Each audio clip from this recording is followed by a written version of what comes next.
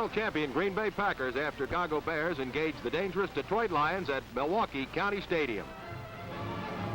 Veteran Max McGee will man the split end position for Green Bay. Max has been the Packers' leading receiver for 3 straight seasons. 240-pound Ron Kramer, deceptively fast for his size, is a brutal blocker from the tight end spot. Detroit's Wayne Walker kicks off to begin the game. Earl Grove fields the ball as the rest of the Packers clear a runway. Grove streaks 51 yards before he's caught from behind by Tom Hall at the Detroit 42. Bart Starr spurs the Packers goalward with a pass to Tom Moore, who battles for extra yardage.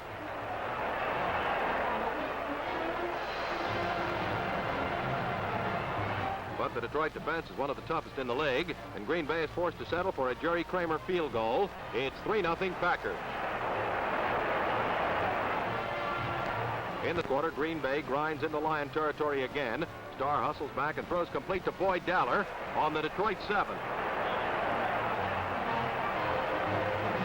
Fullback Jim Taylor goes airborne with a dive that takes him over the goal. The Lions throw him back, but they can't take away his touchdown. It's 10-0 Green Bay.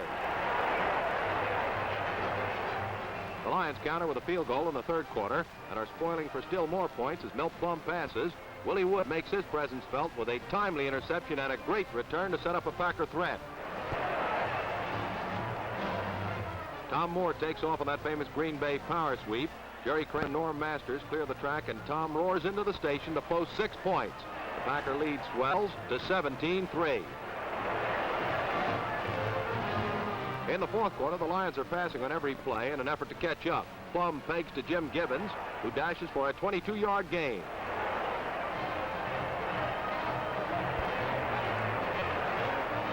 On fourth down, Plum is still pitching. He finds his man as Tom Hall takes it and tumbles into the end zone for a touchdown. Packers 17, Detroit 10. The Packers get that one back on the first play after the kickoff. Tom Moore is loose in the secondary. Tom spins and dodges into the clear, and with a convoy of Packers to keep him company, Moore bolts 77 yards for the tally. That makes it Packers 24, Lions 10.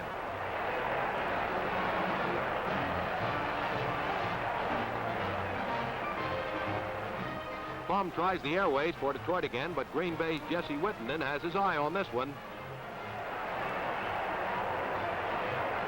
Jesse turns upfield and maneuvers beautifully on a 26-yard return. The Packers are back in the driver's seat.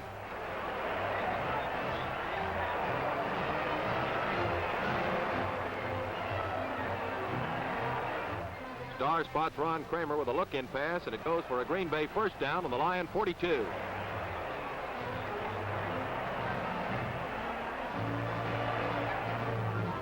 Bart Starr cranks up and climaxes an afternoon of Packer pyrotechnics by pegging a 6-point pitch to Max McGee.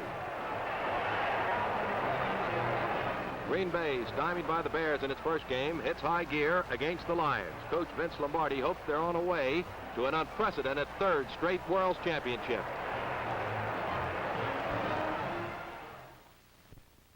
The Packers, with a 1 record, have a chance to hang up a winning percentage as they entertain the Baltimore Colts at Bay City Stadium. Baltimore is in the same boat.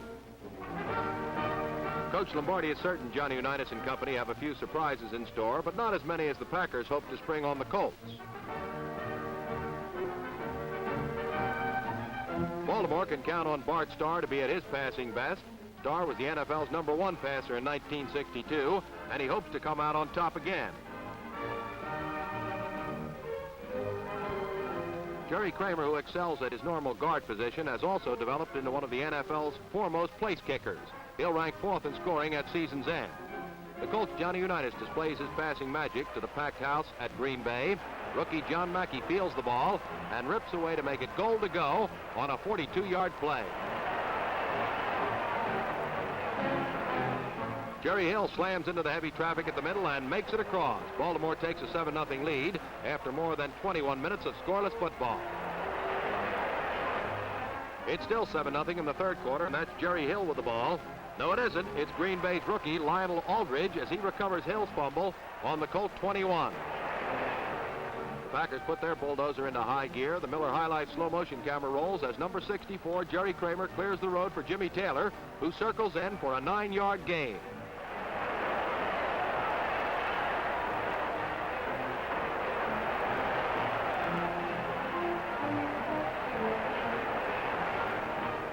Starr crosses up the Colts as he backs up quickly and shoots the ball to Boyd Dowler for the score. Green Bay ties it at 7-7.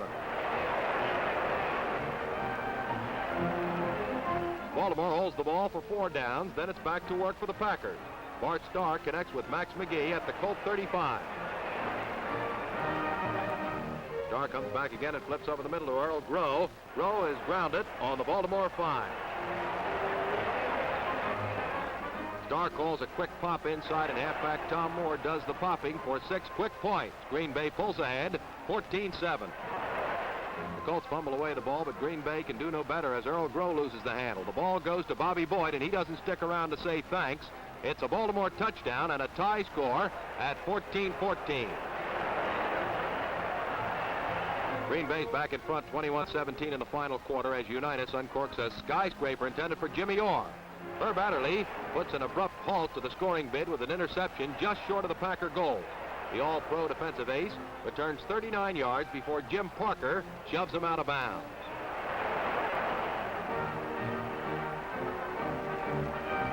Bart Starr doesn't dilly-dally in moving the Packers into Colt property. Starr teams with Max McGee for a gain of 35 yards. When the Colts defense stiffens, Jerry Kramer tries a 42-yard field goal. It's good, but Baltimore matches the effort to make the score 24-20 Packers.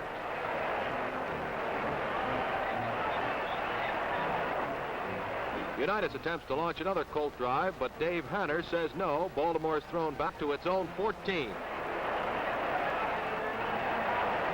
Unitas gambles on 4th and 16. The move proves unwise as linebacker Bill Forrester knocks down the pass intended for John Mackey. The game is almost gone as the Packers take over. Tom Moore turns left end, bounces to the 1-yard line of Baltimore. Penalized to the 6, the Packers send Earl Groh sprinting to the tally that clinches the game. Green Bay wins it, 31-20, turning back a determined bunch of Baltimore Colts.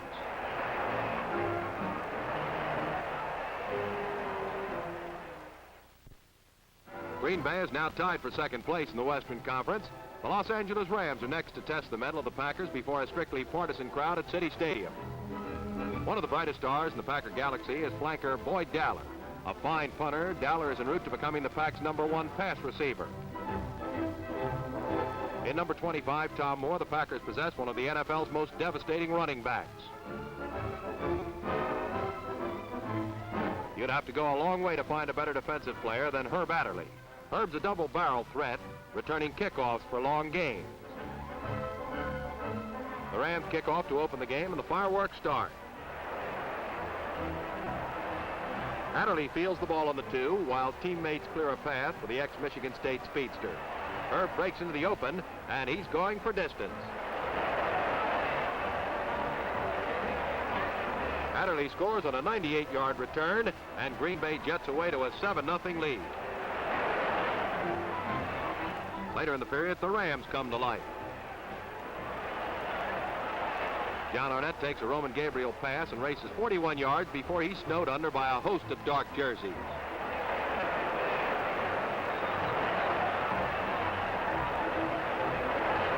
Zeke Rutkowski, who later was traded to Green Bay, finishes the drive with a touchdown pass to Purvis Atkins. The Rams tie the game at 7-7. On the final play of the first quarter, Willie Davis and Bill Forrester dump Roman Gabriel in the end zone for a safety. The Packers regain the lead at 9-7. Bart Starr gets the Packer offense rolling in the second quarter. A slant in pass to Boyd Dowler puts Green Bay on the Ram 29. The Packers provide excellent pass blocking for Starr. Bart hits Jim Taylor, who weaves through the Rams secondary for a 27-yard touchdown. Green Bay widens the gap to 15-7.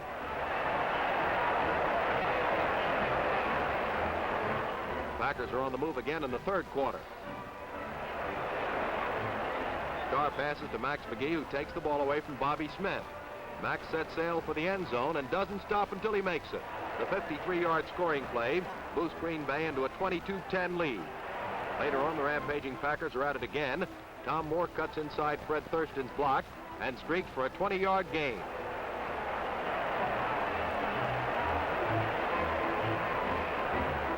Green Bay's fine balance is in evidence again as Starr goes to the air and connects with Ron Kramer for a touchdown that propels the Pack to a 29-10 advantage.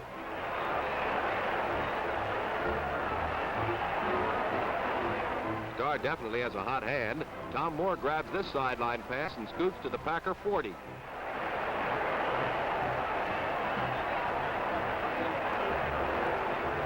Jim Taylor behind, terrific blocking, rocks the Rams as he gallops to the Los Angeles 25. Starr calls on Tom Moore, and the blocking proves just as effective as Tom is sprung loose for 18 yards. Jarring Jim Taylor caps the drive, fighting his way over from the 7. After 3 periods, it's Packers 35, Rams 10. John Roach is at the Packer controls in the final quarter. Rookie end Marv Fleming takes Roach's pass for 21 yards to put Green Bay in Ram land. Roach teams with Lou Carpenter on a down-and-out pattern as the Packers move 12 yards closer to a TD.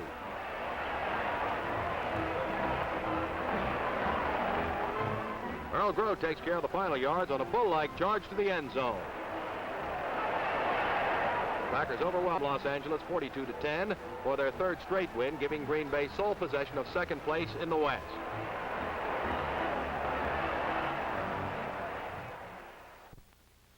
As defending NFL champions, the Packers are prime targets week after week.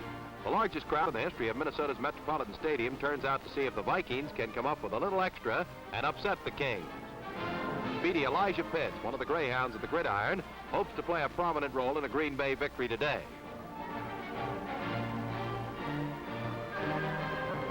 A Packer field goal puts Minnesota down 3-0 at the start, and disaster strikes again as Bill Brown fumbles and Henry Jordan recovers for Green Bay. Tom Moore lights out on an end sweep, but Tom has the option to pass. Max McGee's on the other end and pulls it in for a touchdown. The Packers barge ahead 10-0. Following the kickoff, Fran Tarkenton is trying to pass for the Vikings.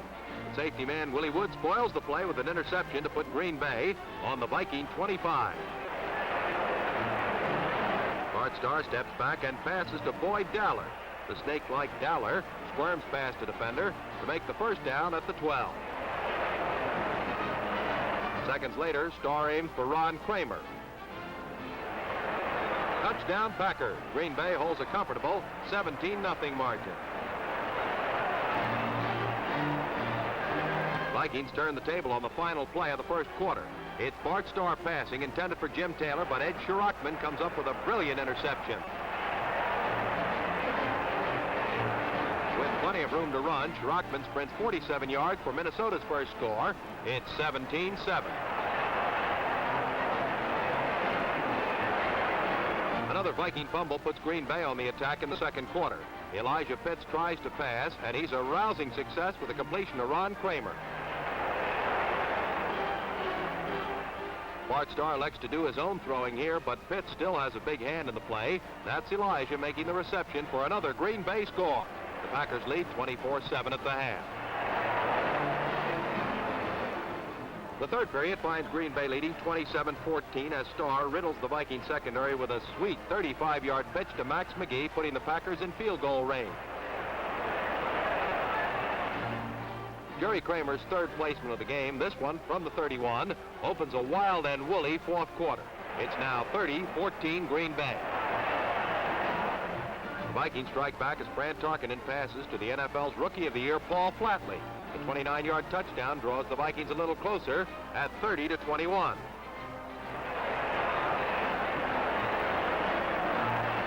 When Minnesota recovers a Packer fumble, Tarkenton's back in business. Fran fires a perfect pass to Jerry Reichgau, and it's goal to go. Bill Brown burrows through the Packers, and suddenly the Vikings are almost up there with Green Bay in a tight 30-28 thriller. Late in the game, the Vikings' field goal attempt from the Packer 10 is blocked by Herb Adderley. Hank Greminger picks up the ball, and with nothing but wide open spaces in front of him, Greminger pounds 80 yards to put the game out of reach. The Packers win 37-28 and breathe a great sigh of relief after a narrow escape from defeat at the hands of the fired-up Vikings.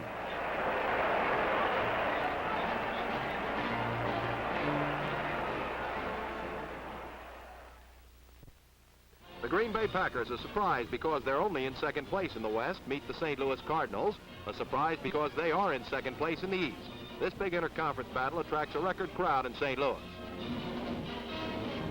Perennial All-Pro tackle Henry Jordan is one of the bulwarks of the rugged defensive line that the Cardinals will be trying to crack. The Packers explode on the first play from scrimmage. Bart Starr gets off a mighty heave to Boyd Dowler, who makes a stumbling catch for a 45-yard gain.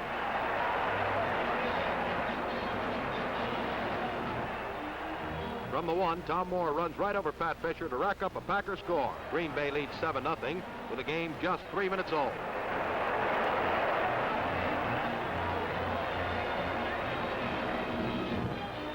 The pepped-up Packers carry the attack to the Redbirds once again. Tom Moore gets loose in the St. Louis secondary for 29 yards.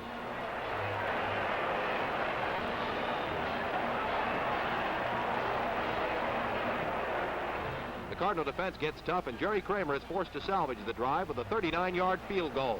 The Packers' lead jumps to 10-0 after 1 quarter. The world champions are gunning for more points in the second period. Starr throws, and Ron Kramer catches to rack up a 37-yard advance.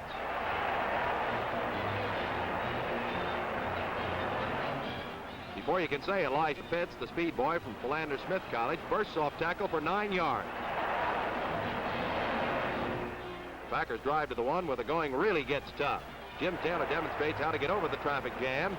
Taylor's leap gives the Packers a 17-0 lead. The great Green Bay offense is simply running the Cardinals ragged. Elijah Pitts follows good blocking around the right side for 18 yards.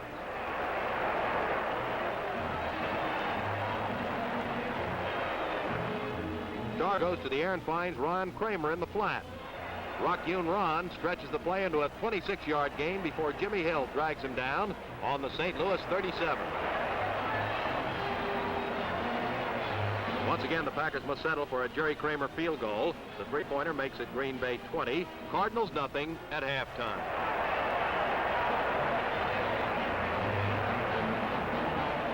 Packers are looking for more in the third quarter. Bart Starr elects to run with the ball and tears away for 15 yards before Hill slams him out of bounds. On this play, Starr fractures his throwing hand, and he'll be lost to the Packers for several weeks.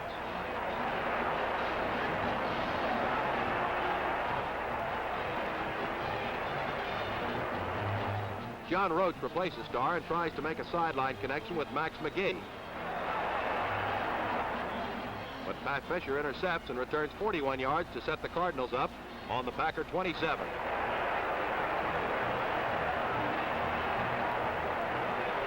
From there, Johnny Johnson goes the distance in one big play. Bobby Joe Conrad, the NFL's leading receiver, totes a post-pattern pass to a touchdown. The Cardinals are on the scoreboard, but they trail 23-7.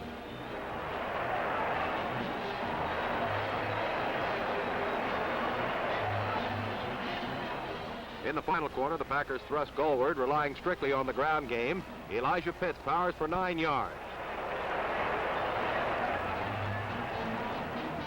The drive carries to the 1 where Jim Taylor pushes into the end zone. The Packers deal the Cards a stinging 30-7 defeat. At the same time, the 49ers are in the process of upsetting the Chicago Bears, which moves the Packers into a first-place tie in the West.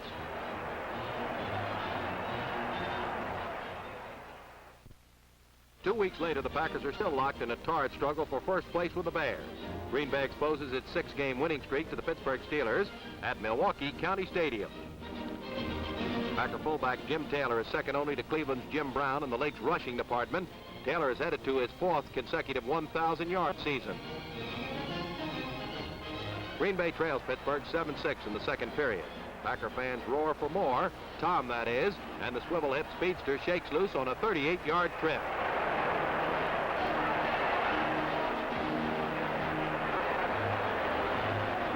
Green Bay bogs down, but Jerry Kramer connects from 12 yards out, and at halftime, the Packers are on top, 9-7.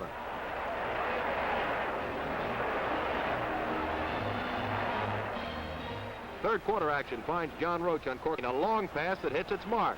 Tom Moore makes the grab for a 40-yard gain, and the ball's on the Steeler 1. Jim Taylor sews up the touchdown in the Pack hole sway at 16-7.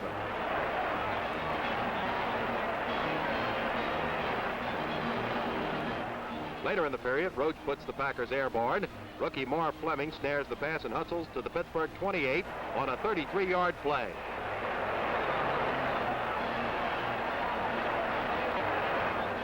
Pittsburgh's vaunted defense is in for another shot.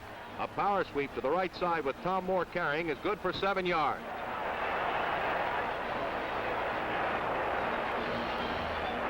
On a quick opener, Elijah Pitts goes in standing up to put Green Bay in front, 23-7. Pittsburgh's Ed Brown tries to get his team going. Brown's pass intended for Preston Carpenter is hijacked by Hank Reminger and returned to the Steeler 37.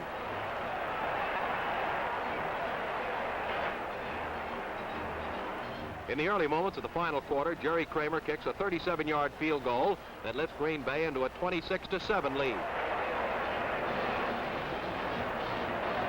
The Steelers react quickly.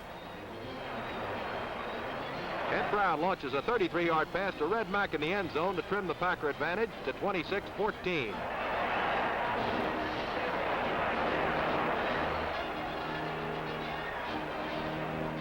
Green Bay boosters get another chance to cheer with 2 minutes left in the game. John Roach passes to Max McGee to put the ball on the Steeler 30.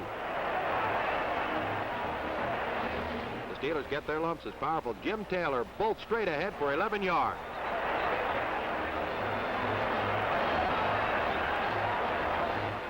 Packers pry open another hole, and Taylor blasts through to make it 1st and goal.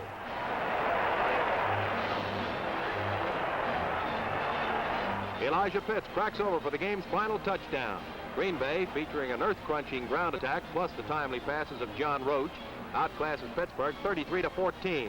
The Packers retain their share of first place in the West. 5 weeks later, the Western Conference Championship race is heading for a photo finish. The Packers, now half a game behind the Bears, meet the Rams in Los Angeles. Jim Ringo is the immovable object that anchors the Packer line. The perennial All-Pro center is a terrific downfield blocker. Bart Starr is sound again and not afraid to run with the ball. An alley opens for Starr, and before the Rams can close it, Bart picks up 20 yards. Passing or running, Bart is a star of the Packers' favor. He teams with Max McGee for a first down on the Ram 25. From there, Starr dances back and makes another connection with reliable Max McGee. It's touchdown Green Bay for a 7-0 lead. Following the touchdown, Dave Robinson kicks off for the defending world champions. Carver Shannon fields the ball in the Los Angeles 6 and immediately becomes entangled in a traffic jam.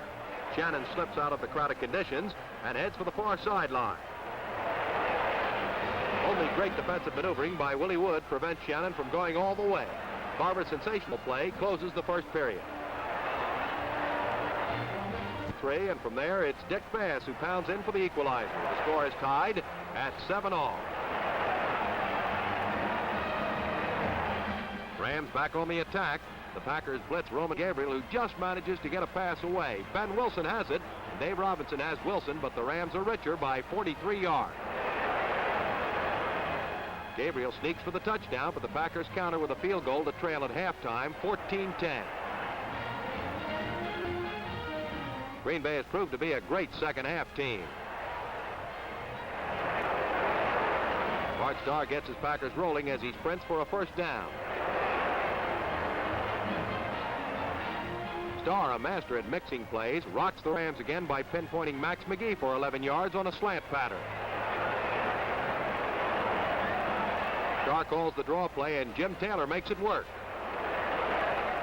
Jim puts on a dazzling display of footwork as he weaves his way to a beautiful 40-yard touchdown. The Packers rally to regain the lead, 17-14. On Green Bay's next series, Starr passes to Max McGee. Max steals away from 3 defenders to get to the Los Angeles 34.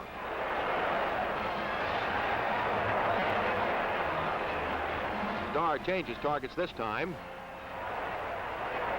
He's good for 13 yards on a down-and-outer to Boyd Dowler.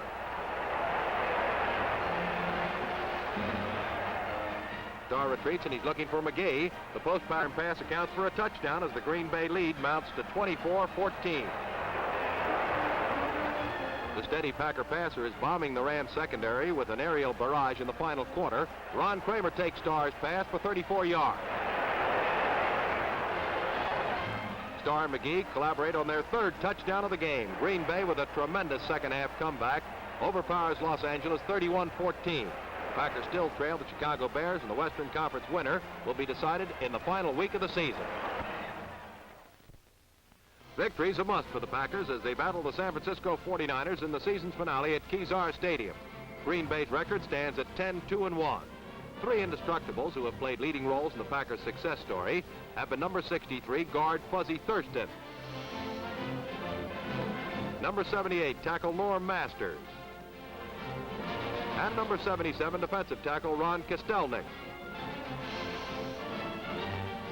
The Packers strike early in the first quarter as Starr, behind excellent protection, grooves a pass to Max McGee for 25 yards.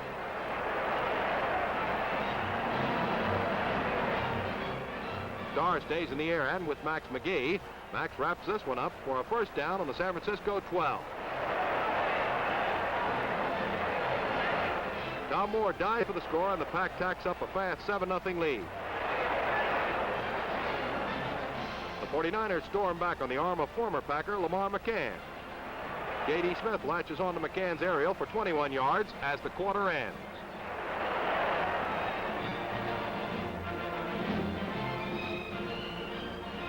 Smith powers over for a TD, and the 49ers tie it 7-7.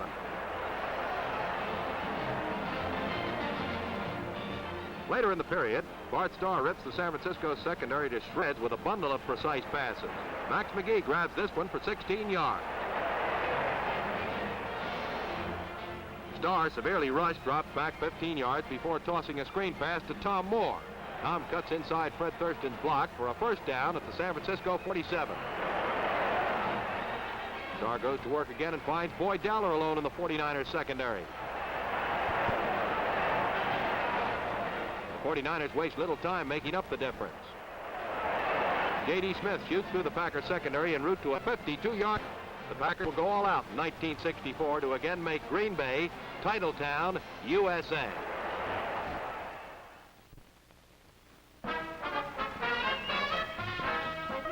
This has been a special film presentation by Miller High Life, the national champion of quality.